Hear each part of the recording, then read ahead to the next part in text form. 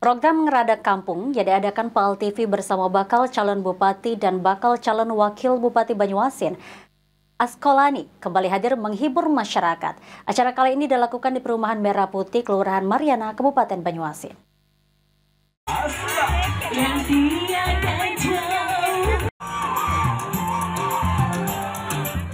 Acara Ngeradak Kampung PAL TV bersama Asta kembali digelar.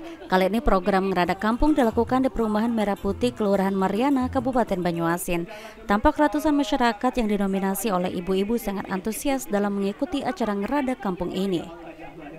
Acara Ngeradak Kampung ini langsung dibuka oleh bakal calon Bupati Banyuasin Askolani. Dalam sambutannya, Askolani mengatakan acara Ngeradak Kampung ini untuk menghibur masyarakat dalam menyambut pesta demokrasi.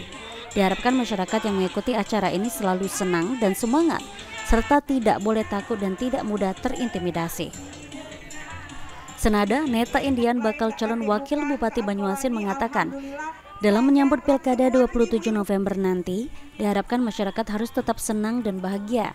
Jangan mudah terpengaruh dengan berita yang menghasut. Askolani dan Neta Indian berterima kasih dan sangat mengapresiasi masyarakat Perumahan Merah Putih yang hadir dalam acara Ngeradak Kampung ini.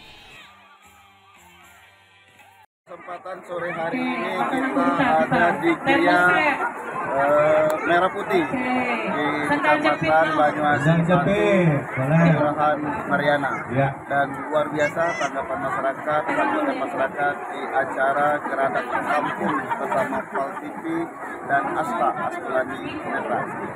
Kita di pelaksanaan pemilihan kepala daerah 2024 ini, pesta demokrasi ini kita isi dengan pesta rakyat.